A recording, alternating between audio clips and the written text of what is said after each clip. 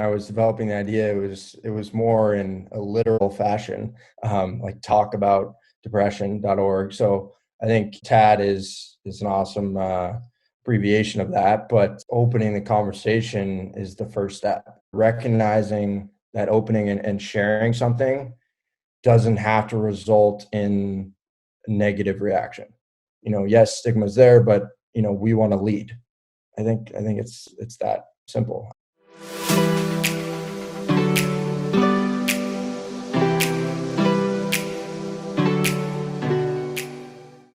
Welcome to TAD Voices. I'm Nick. And I'm Lawson, and we're friends and former teammates who are here to talk about mental health. We are by no means experts in this field, nor is this a substitute for professional help, but we can promise open and vulnerable conversations that highlight the strength of some amazing people who have decided to share their story with us. Talk, share, help. And thanks for listening. We now welcome the reason why we are all here, a 2018 graduate of Hobart College in the hockey team, where he scored the overtime game-winning goal in the 2017 ECAC West Championship game before playing professionally in France for the past 2 seasons, a member of the infamous Shattuck St. Mary School Alumni Network, and now resident of sunny Southern California, ultimate team guy, one of the best you'll ever meet, a friend of so many, and the founder of Talk About Depression, Ben Greiner. Thanks for coming on the podcast, Ben. Thanks so much. What a welcome that was. Wow, wasn't expecting that, but it's awesome to be here, and I appreciate you guys. Grinds, how's it going? It's great to hear from you about it. Good to see you. Yeah, great to see you too, or hear you. It's been good. Just into life out here in sunny Orange County isn't the worst thing. I'm enjoying the sun, but also been up to a lot with TAD and working on a little bit of school right now as well. So how about for you guys? What's been going on? Yeah, things have been pretty good here. Can't complain. Just back at home after graduating. Yeah, like you said, I could probably think of some worse places to be quarantining or self-isolating other than Newport Beach. So that's good to hear. Yeah, so I think we're all here for the same reason, and the fact that since you stopped playing professionally and sort of quarantine has started, you've been up to some things. So I'd like to give you the floor right now to sort of talk us through developments that Talk About Depression, sort of the story behind it, and anything else you want to add here. Yeah, absolutely. I think it's great to explore more about our website and explain to people out there who don't know who we are. We are officially a 501c3 nonprofit, and our website is called talkaboutdepression.org. And this founding, website and organization came from a pretty close story and something close to home for me. It was actually a moment in college. I was not with my friend. I actually experienced this over the phone, but we had a crisis moment, and with that, it was pretty uncomfortable.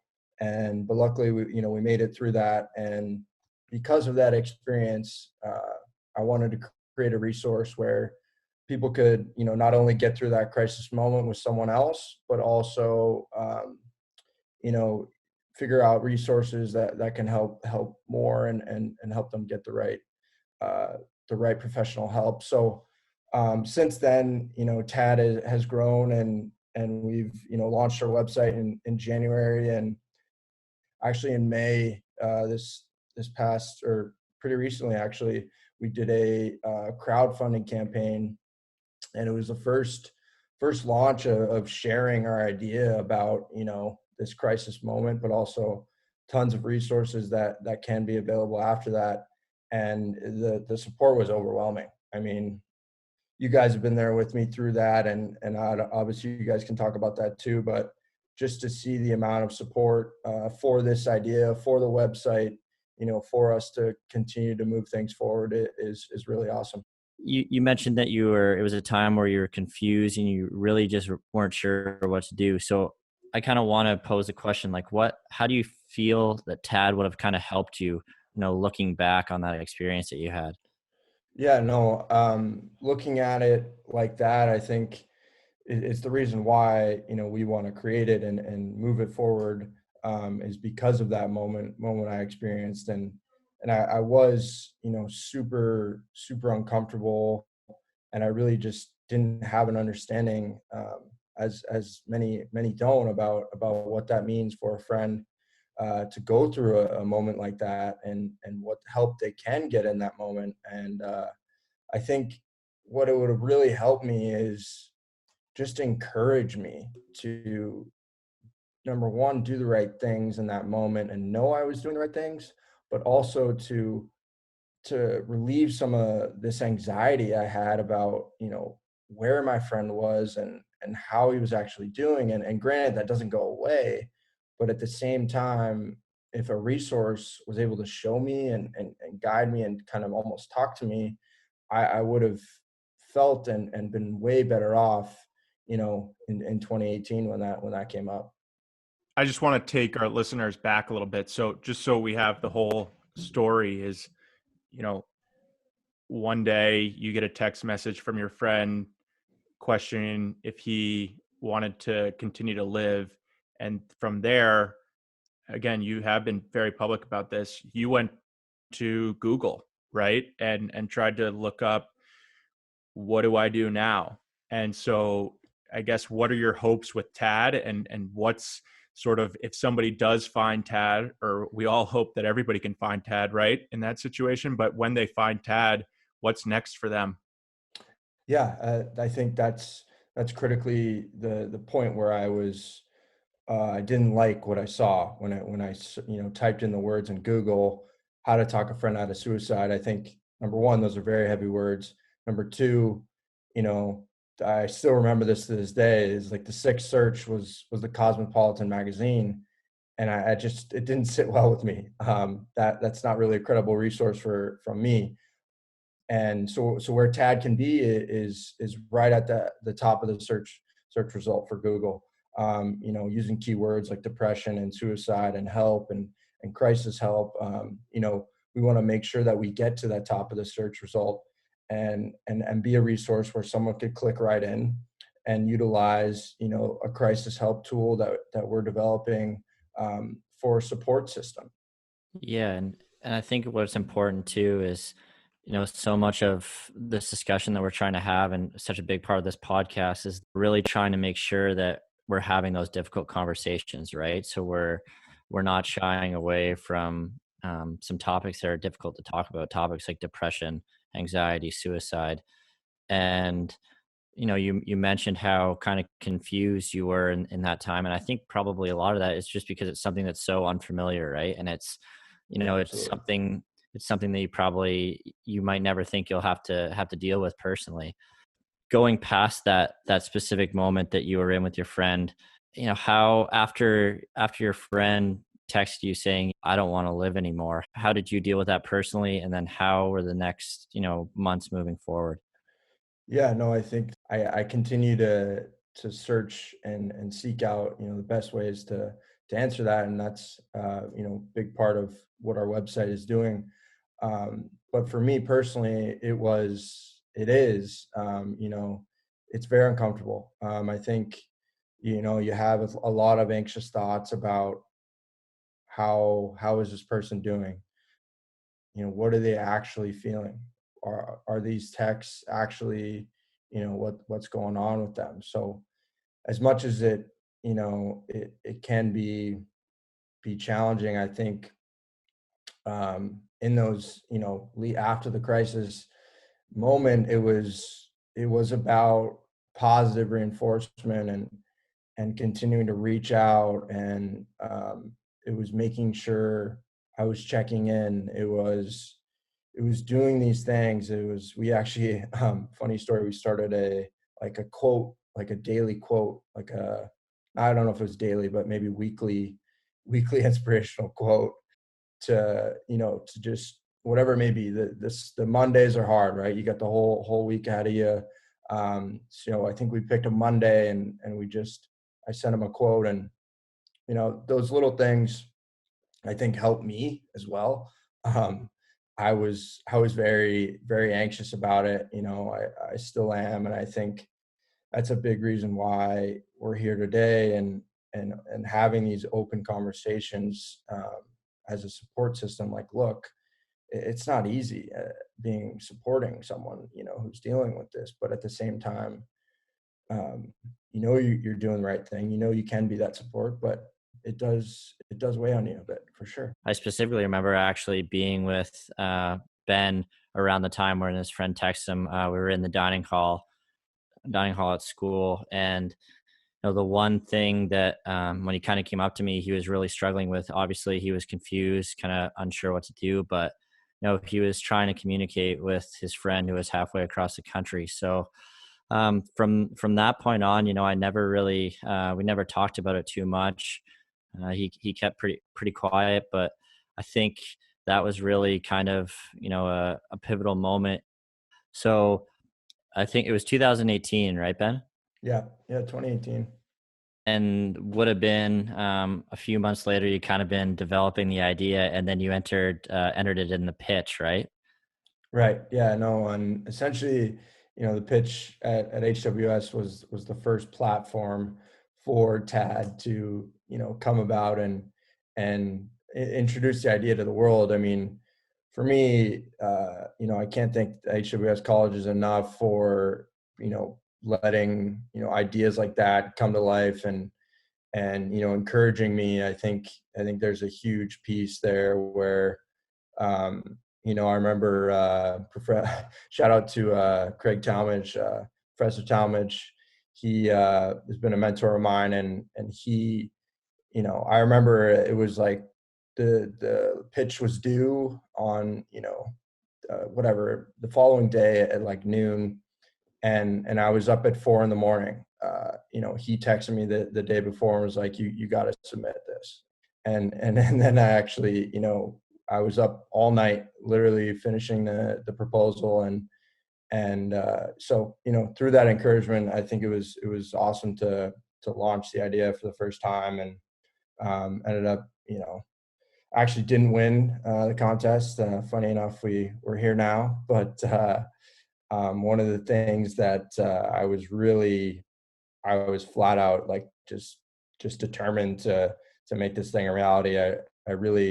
I knew that in my mind. I did have some encouragement, but I knew the space. I knew there's a gap, and we want to keep going. Your energy around this is really contagious, and you're really working to make a difference. So that's something that we definitely wanted to be a part of. And then so now you're at USC, right? And you're studying psychology. Yeah, no, actually, during my season, I applied to USC grad school. I'm actually doing my master's of science in applied psychology. So, the program is in the Dornsife Psychology School, and it actually, is a little bit business focused, but at the same time, there's all the access to research and professors that are experienced in both the clinical side, but also the business side of advancing an organization and building culture and all leadership and that kind of thing. So with TAD, I just thought it would be a really cool opportunity to further my education, but at the same time really jump into the idea and not just kind of do it at 50%, but really dive in. Yeah, and I think at TAD, sort of for us, I think one huge part of what we're trying to do is we're not experts, but we're going to connect you with a resource or an expert who can help in whatever situation that you're dealing with. So I got to imagine at USC, you're dealing with some experts, daily. Yeah, no, I think that is a huge point. And we flat out are saying that our goal is to connect you to the highest quality medical institutions, as well as the highest quality experts. And just to reference her now, one of the experts I've been working with kind of throughout the whole time with TAD is Dr. Kathy Patoni, and she's a military veteran. She's served as a clinical psychologist for 30 plus years. She serves on the SWAT team, has experience, negotiating suicides in the most intense moments, as you can imagine. But she's also, works with a ton of our veterans and the challenges with PTSD.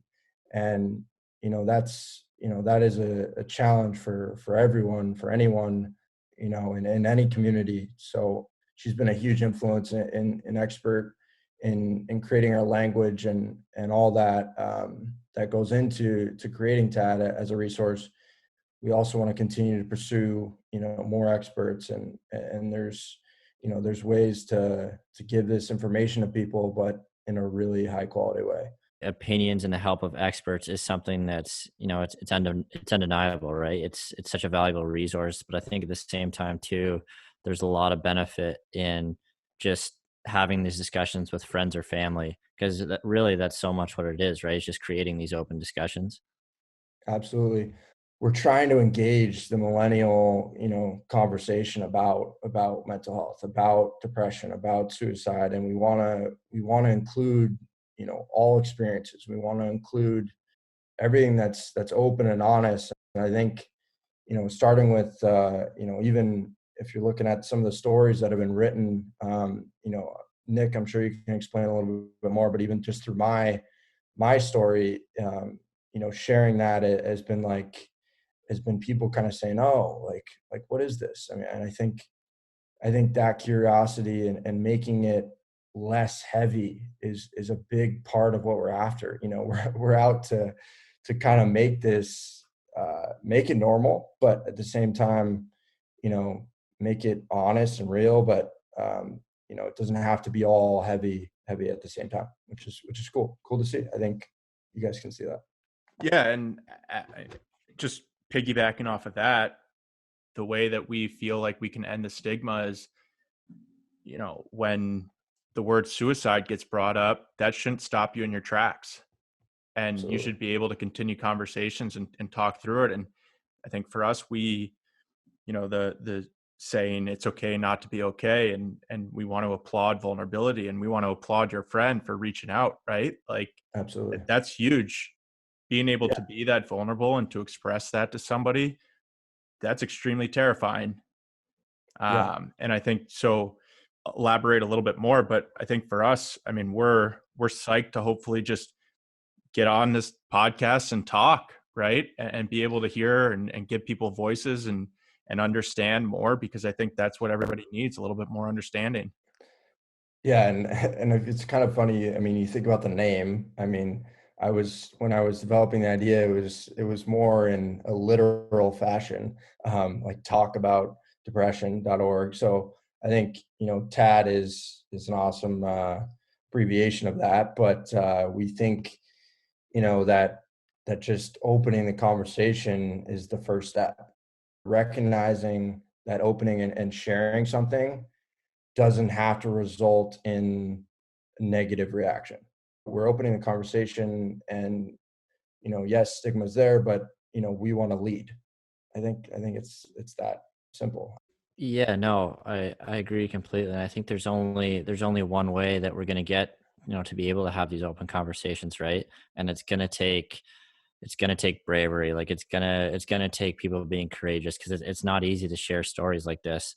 But I think as they continue to be shared, right, like it just kind of, it's like a snowball effect. Like it builds this support network, and you can really see, that others, that you're not alone. That's something else that you hear quite often, but I think it's something that's so tremendously valuable. It's just having that support network, and really seeing that there are others out there who are going through something very similar, and I think that's big in itself. Yeah, Lawson, like you're younger than Nick and I, and you've been in the scene. There's Gen Z and there's millennials. Just like a younger take. Like, how do you? I'm asking this because we've talked a lot about this stuff, but how do you see socially this stuff kind of climbing into people's minds? I mean, it is challenging, right? Like we're not saying it's not, but I think I'm curious, you recently graduated in college, is it cool to say anything if someone's dealing with something? I'm just kind of wondering. Yeah, and I think it's on people's minds, right? I don't think it's we're there yet necessarily where we're completely having these open conversations, and people are really uh, comfortable sharing their stories. But at the same time too, I think it's trending in the right direction. I think the three of us can say that we were extremely fortunate in the fact that we had a great friend group, great support system where you could get things off your chest like this. And not everybody has that. And I think until everybody has that sort of comfort level to share things like this, then we'll really start to make great strides. But I just want to go back to your story really quick and just highlight the point of, and correct me if I'm wrong, but you had no idea that your friend was going through this, correct? So that's a great point to bring up. So in a way, I did, but actually, no. So what I mean by that is, I could see kind of I knew there was life challenges. I knew things were going on in his life that weren't to anyone easy to deal with, flat out. So I think that was the signs, but him dealing with something on that kind of level that was really dark and tough for him was something I didn't understand, and something that hit me and blindsided me in a way that was, all right, this is real. Like this is happening. So I think everyone has, there's always life moments, but even like a social setting, there's people kind of joke and whatnot, but what I'm trying to say is when it's real. And it's up to, kind of that peer group.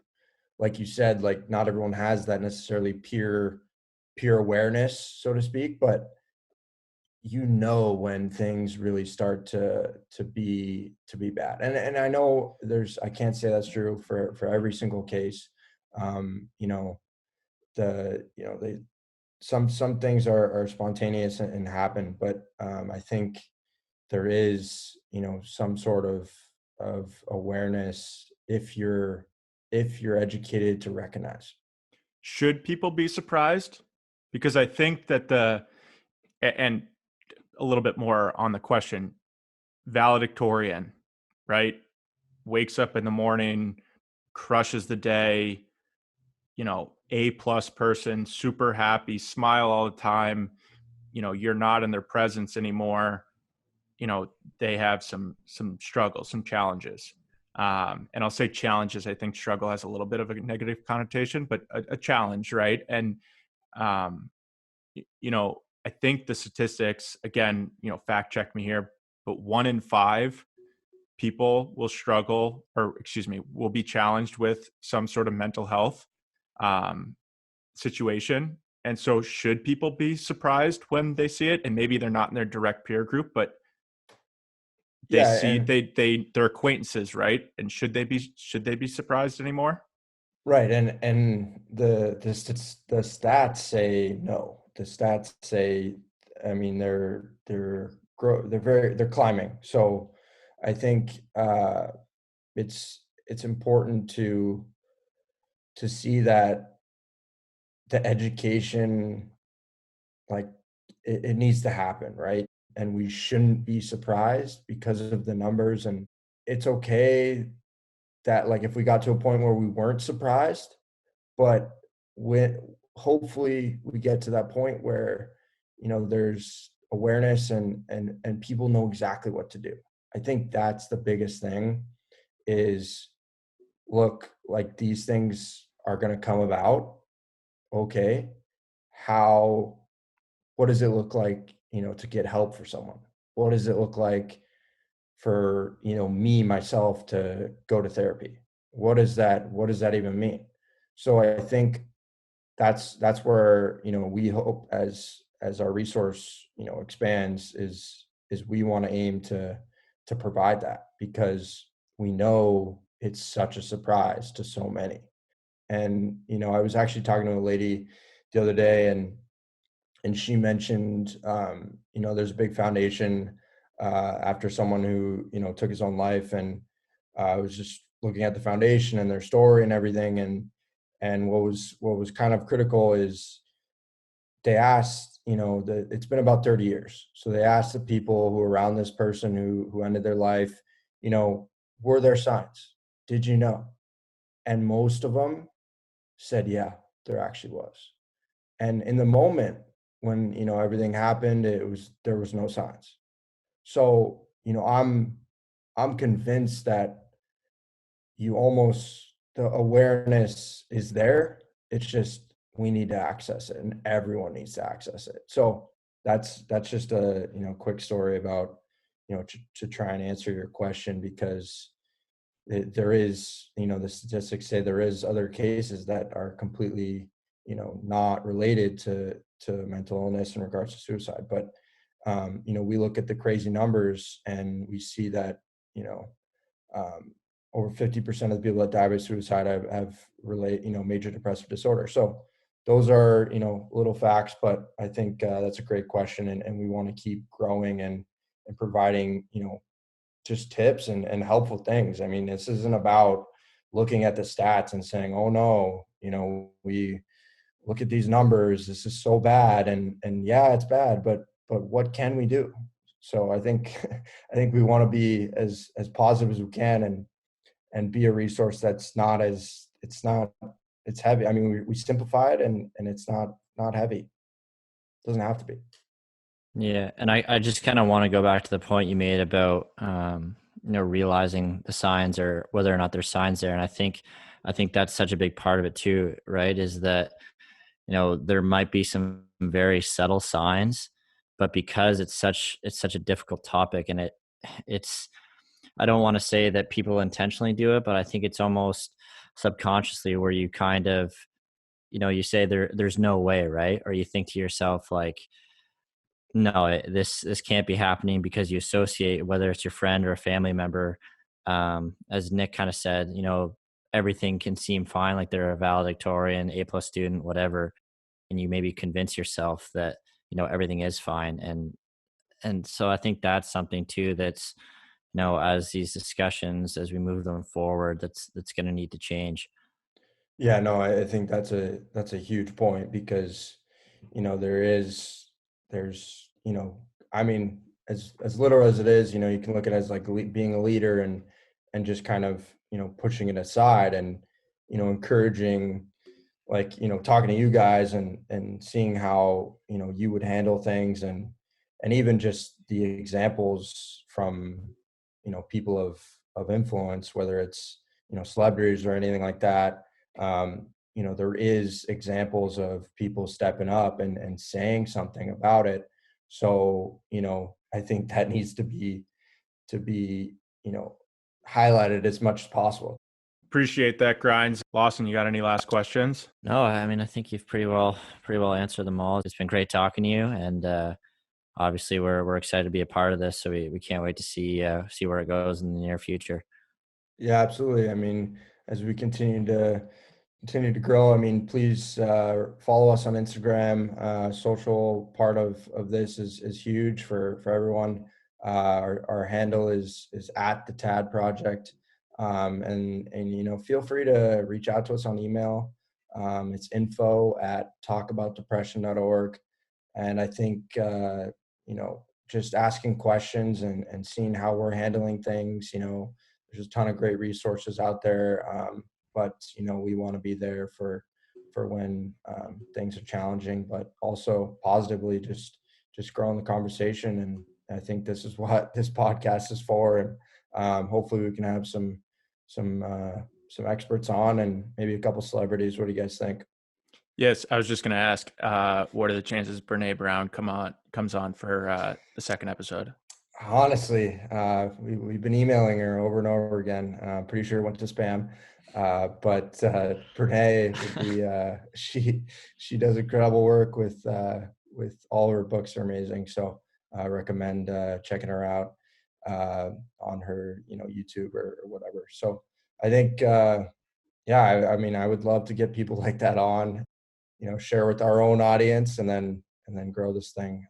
So thanks hosts. I appreciate you.